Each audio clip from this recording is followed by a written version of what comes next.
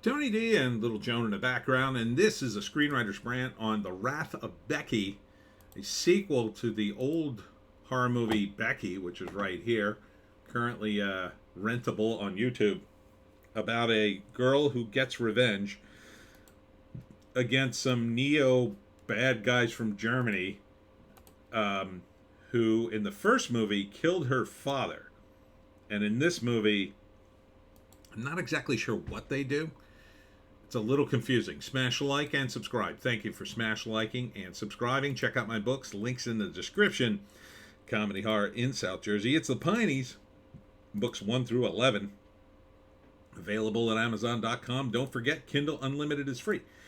So, there's a way to set this up, and I think this movie fails in the very basic setup of revenge movies.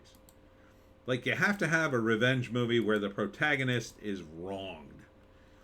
And the bad guys are extremely wrong and arrogant for wronging this person.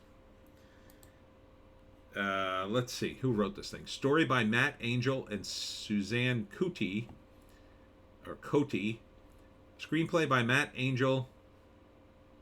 Directed by Matt Angel and Susan Cote. So, Becky in the first movie, I think it was a straight up revenge thing. The bad guys came to their lake house and like killed the father, and there was a whole back and forth, and Becky kills them one by one. I don't know if any of them survived in the first movie. I didn't say it. In this movie, in the first movie, it was like Becky was too young and too cute to be able to do all these horrible things, and that was part of it. So in this movie, it looks like it opens with her training, to keep in good shape and to be ready for the day. I don't know, she could get revenge, or it's the sort of thing she's been traumatized and she's got to stay in practice. But there's some problems in this trailer and Stiffler's the bad guy. He's the lead bad guy. So I think the first act, they've reestablished her new life where she's run away from foster homes and now she's living with some woman who took her in, and she's a waitress.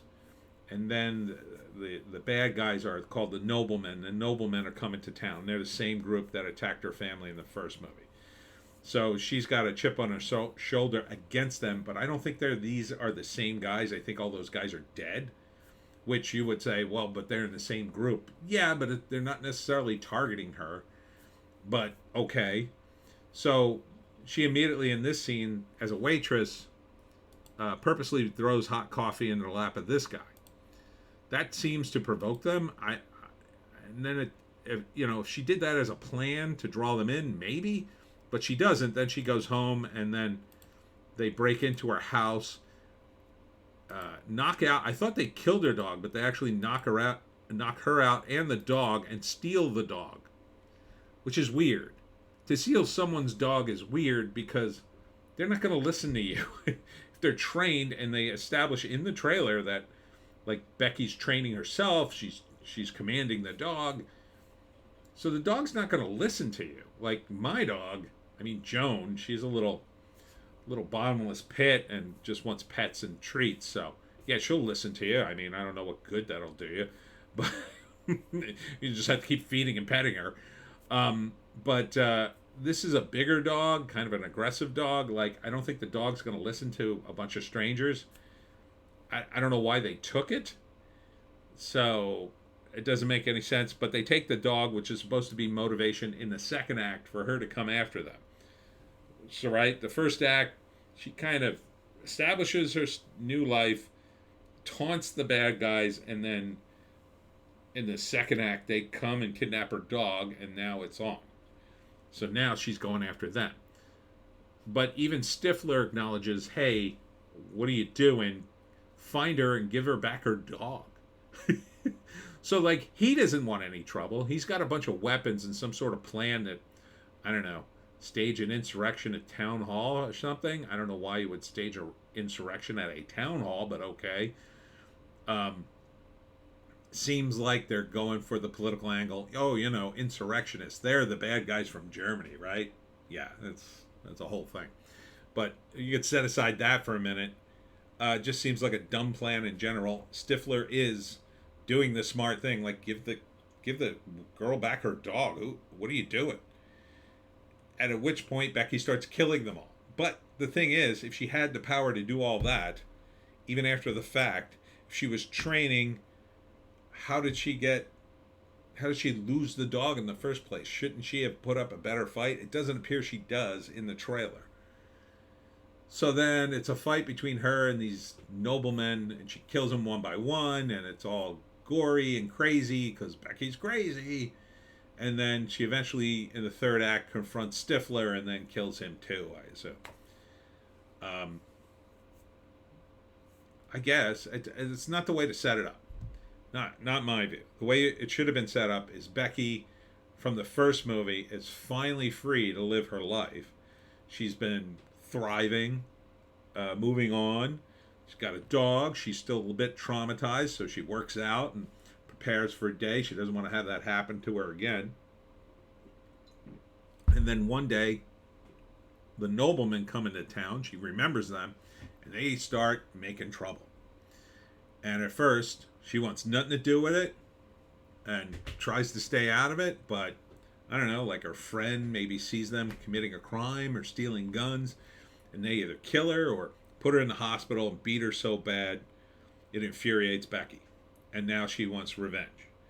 And so she goes out there to their cabin, starts killing them. Like, that makes sense. That's a revenge movie. Like, she didn't want this, but they bring it to her. Or maybe she still doesn't go after them, even though they beat up her friend, and then tries to leave town, and they still are harassing her, and then she's forced to fight back. And from the moment she starts fighting back, she wins. Right? She just starts killing these guys. And it's like the noblemen bring it on themselves.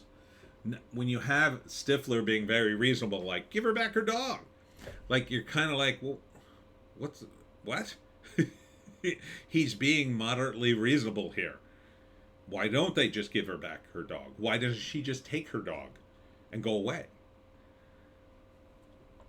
Right? Like, I get it, they're the same group that killed their parents, but they're not the same guys, as near as I can tell. Now, if they're the same guys, sure. Or they set her off, they beat her up, or do something worse, sure. But we're not seeing any of that. If they killed her dog, sure, you could do a John Wick thing. Oh, they kill her dog. Oh, no. Yeah, we as the audience need to root for Becky, and it's muddled in that area. Not that I'm supporting the bad guys in this movie, but you've made it too gray. It should be very black and white for a movie like this. For an over-the-top movie about a 16-year-old girl who murders a bunch of militia guys, we'll say, it should be very cut and dry. The militia guys should be terrible. They should be evil. They should be flat-out evil. They should roll into town. That no one can stop them. The cops are afraid of them, or one of the cops is like in on it, and nobody can stop them. And they're gonna rip through town, and no one is gonna say boo to them because they run the place or whatever. It's totally corrupt, and then you get the sense that Becky is the whole town is helpless against them, and then Becky finally has had enough and start killing them, and she's not only saving herself but saving the town, saving her friend. So there's this nobility to it. This kind of undermines that, I think. It kind of makes it like, well, is she looking for a fight?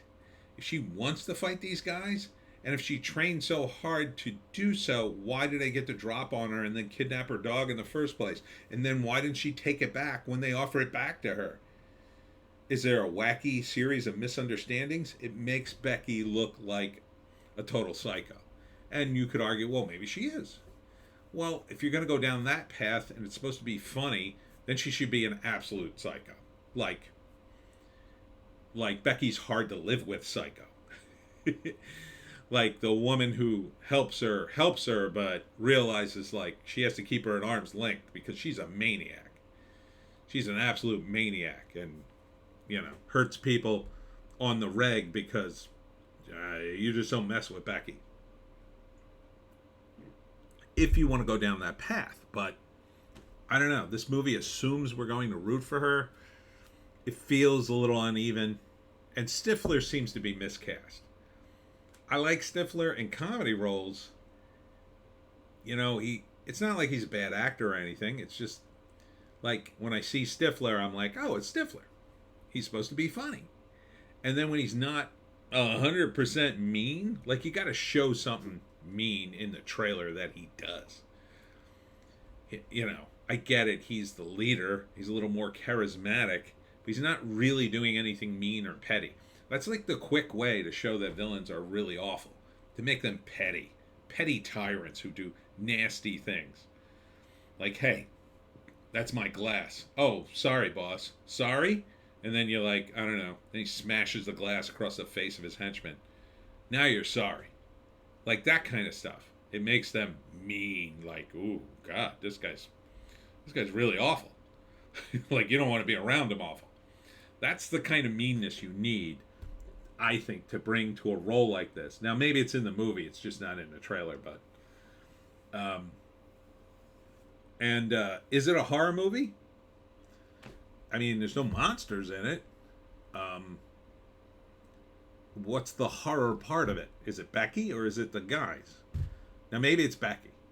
And maybe it's actually trying to show you that, yeah, no, Becky has a real problem, and she just murders people when she gets pushed too far. Now, that could be interesting, but that I don't sense that's the case in this trailer. If that was the case, then it wouldn't even be like, you know, neo bad guys from Germany. It would be like another group that just happened to cross her path and accidentally cross her. You know what I mean? We wouldn't necessarily want guys that deserve it. So, yeah, I think this is a little too down the middle. But let's see the write-up. 2 years after she escaped the violent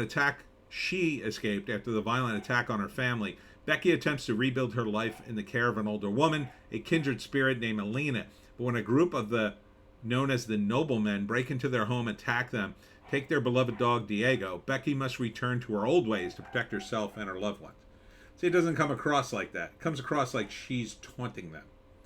Did they break into the house first? That doesn't make any sense either, because then the waitress scene would happen second, and they would recognize Becky because they attacked her in the house. It feels like the waitress scene happens first, which is Becky taunting them. I mean, when you drop hot coffee into someone's lap, you don't deserve to have your house broken into, but in movie terms, you've done something to initiate. It doesn't work for me. Anyhow, that's the movie. Would I see it? It's in my wheelhouse, but I don't know. May 26th in theaters. No, I don't think I would. It looks like it's off. It looks like it's a little off. And, yeah, I'm not really buying Stiffler as the bad guy. He'll always be Stiffler to me. And that's it for me, Tony D and Little Joan. Barky Little Joan. Stop barking out there. We'll be back tomorrow where we do it live. The live stream at 7. So check out that. I may do a live stream later to test out to see if I can, I don't know, get some other streams going on, I think StreamYard can do YouTube, Twitter, and Facebook simultaneously. So maybe I'll do that, see if it could work. And then if that works tonight, I'll try it tomorrow. So look for that later. Thanks for tuning in. And either way, we'll see you on the live stream.